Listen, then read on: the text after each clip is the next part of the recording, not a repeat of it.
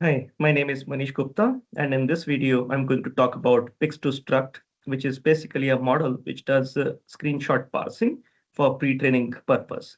Right.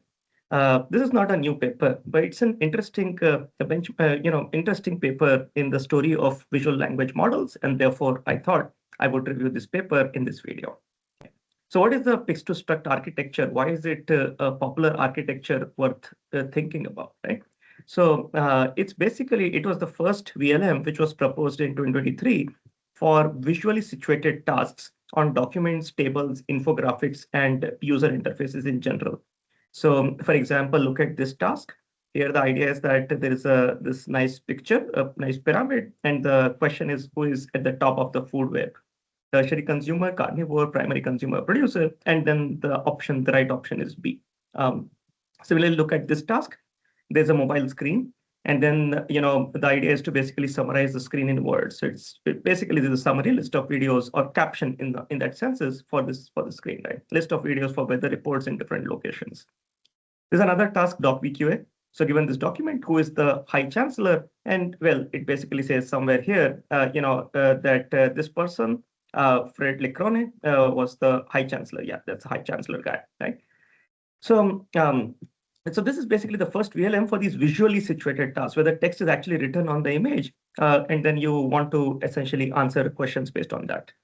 The question is written on the image in that sense, right? So they trained basically two different sizes of models, base and large. Base is 282 million, large is 1.3 billion. And they are basically image encoder and text decoder based models. So they are generating text and they're trying to encode image. So they are image encoder and text decoder. So interestingly, there is no text encoder. So as we will see, the text is actually written on the image and then they parse the screenshot. So that is how it majorly works. So therefore, there is only image encoder and text decoder. Well, for pre-training, they actually make use of this task where the idea is that there is a screenshot and then some of these pieces of text or visual elements on the screenshot are masked, right? Like with these red boxes in that senses, red cross boxes.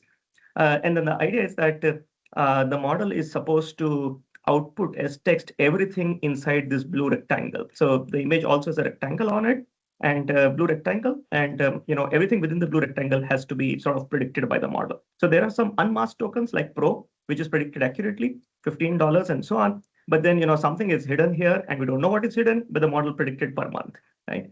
Similarly, 0 users included, and then there is something missing there, so it predicted 20. Okay, and then there is this hidden box. It predicted 10 GBs of storage, and so on and so forth, right? So that's that. So how is the pre-training data obtained for Pix2Struct? So as we saw, this is screenshot parsing based pre-training. How is the data obtained, and how is it formatted in that senses? Okay. So obtaining data is simple. You basically obtain 80 million screenshots of web pages from C4 corpus. So it's not very complicated. Well, for these screenshots, you also get HTML so that you actually know the ground truth, right? And from these screenshots, the way this was done is that you obtained a 1024 cross 1024 screenshot of the web page. You take everything that is captured by that screenshot and you condense that HTML DOM tree captured by the screenshot by only keeping those nodes with visible elements. Now, the DOM tree actually obviously will have so many other elements for scripts and so on and so forth. You eliminate all of them, just keep those with visible elements. And then if within an element, there is only one child, which basically has some text, which is basically chosen in that senses, you just remove this redundant nesting and you essentially keep only a non-redundant tag hierarchy with visible elements. Okay. So in each node, you basically use the text along with file name and alt text of images. So basically, if the element basically had an image tag, then you actually keep the alt text as well as the file name of the image. This also so further to basically, and now the point is that within that particular 1000 cross 20 1024 cross 1024, there could be a lot of text, a lot of HTML, and obviously you have to parse and predict that HTML, right? The model is supposed to predict that HTML. However, the decoder sequence length is limited. And remember, this is 2023 model, so the decoder sequence length was fairly limited. So therefore, they reduced the decoder sequence length by finding the largest linearized subtree that fits within a max threshold. So yes, you have a nice HTML DOM tree, but you choose only a limited sized subtree that fits within this max decoder sequence length threshold. and you draw the corresponding box on the image so that your input really, so if your HTML look like this, your input is like this, a small box within the image, and then you are going to try and predict this, the file name and the and well, I mean, image alt equal to Python is there because, well, that thing is visible, but the file name has to be predicted in that sense. Similarly here, you have to predict this is Java written out there. So image alt text equal to Java in that senses. And then, well, the image source file name is already there in that sense. Okay. So that's that. While doing so, they also ensure that they retain the resolution. So they retain the aspect ratio. So therefore, and this is very common these days, but earlier people used to take any sized image and then resize it to a square size or whatever size is fitting for their vision encoder. But then very recently, people have started doing aspect ratio preserving scaling. And then they also extract patches or tiles, which is very common in today's vision encoders in that senses. Okay. For language prompts like questions or a bounding box and so on, they are all rendered on top of the input image. So therefore, there is no text encoder as such. You basically take whatever other language prompts that you want to have, and you basically encode them on top of the image, as we will discuss also more in the next few slides. Okay. So how is Pix2Struct trained? Well, as I mentioned, in the previous slide, I just talked about how the data is formatted. So the pre-training, so the training is done in two parts, pre-training and fine-tuning, as was typical in 2023. So for pre-training, they mask about 50% of the text, but decode the entire subtree, entire HTML subtree, right? So now this kind of a pre-training approach, which is basically screenshot parsing, sort of subsumes many other pre-training approaches like doing optical character recognition, because yes, you have to ensure that you read C++ correctly so that you can actually predict C++ correctly here, right? So it subsumes OCR, it subsumes language modeling, because you must be able to predict that, hey, after C++, what could start with JA? So well, Java could start, right? It also subsumes image captioning. So those are basically all a part of this kind of a pre-training approach in some ways, right? This also so basically while doing this, they also do a warm up with a reading curriculum. So the way they do warm up is as follows. So before they do pre-training with these 80 million screenshots, they do a warm up. So warm up is done by generating synthetic data. So they create images of text snippets with random colors and fonts. So what they do is to take text snippets from this books corpus and literally text snippets, right? And they render it. So they basically just think about taking their text snippet and putting it in Word and then taking a screenshot of it, right? With random colors and fonts. And then you basically just pre-train without any masking so that it basically just, is able to decode the original text from the image. Essentially, you train it for OCR in some ways with different colors and fonts in that sense. So after the pre-training is done, they basically do fine-tuning. And fine-tuning is actually done using a whole bunch of data sets specifically for those data, right? So they do fine-tuning for OCR VQA, which is VQA over book covers, chart VQA, which is visual question answering over charts, AI2D, which is basically visual question answering over science diagrams. So lots of visual question answering kind of things. And these are illustrations in that sense. These are diagrams in that sense, right? They also do fine-tuning for user interfaces like ref expression. Now, this is referring expressions task. So they detect the UI component matching a natural language query, right? So for example, the query could be dribbling a ball, and then you basically show a player, draw a box around the person, which is dribbling a ball. But this is about UI component. So here the natural language query could be where is the radio button, and basically nicely shows the radio button corresponding to some particular text that the user might have also included in the query, right? So widget captioning, which is about captioning a UI component on a screen to words. I showed that one, right? Captioning a UI screen to describe functionality. They also deal with natural images in this text caps data set, which is captioning of natural images containing the text, and then doc VQA and infographics VQA, which is basically visual question answering over scanned documents or high resolution infographics.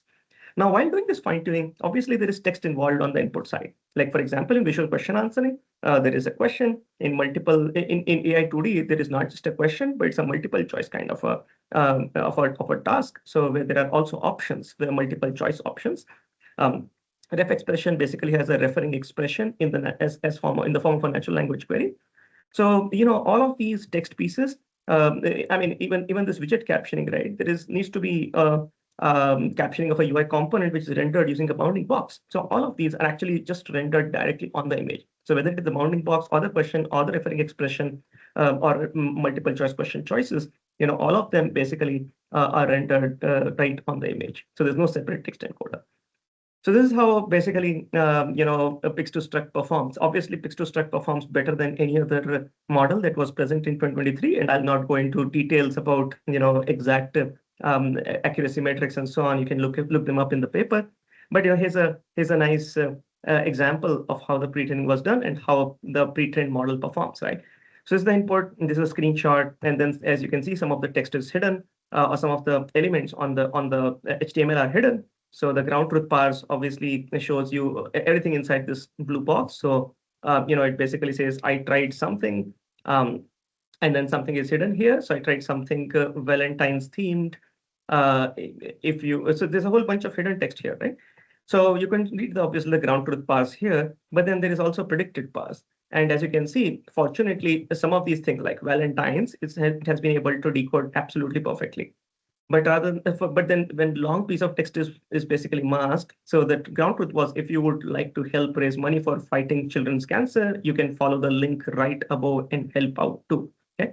So the link right above and help out too was there, but then everything else was just, it's basically the ground truth one. And let's see what did the model make up.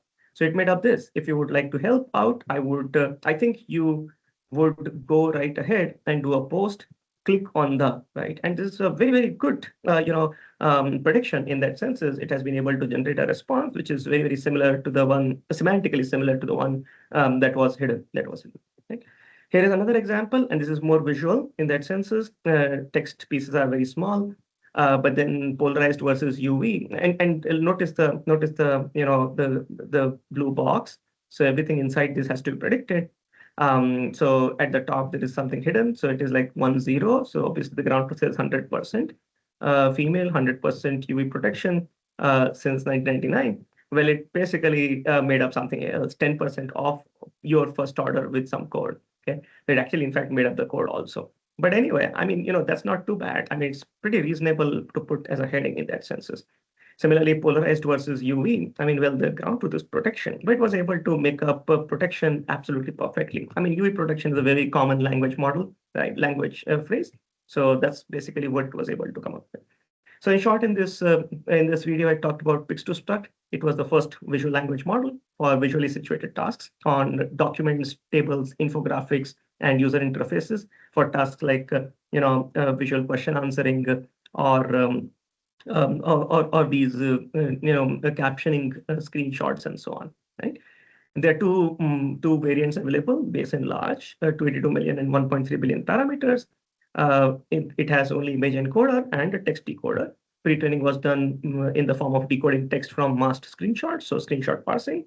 And it basically allowed variable resolution inputs by maintaining the aspect ratios.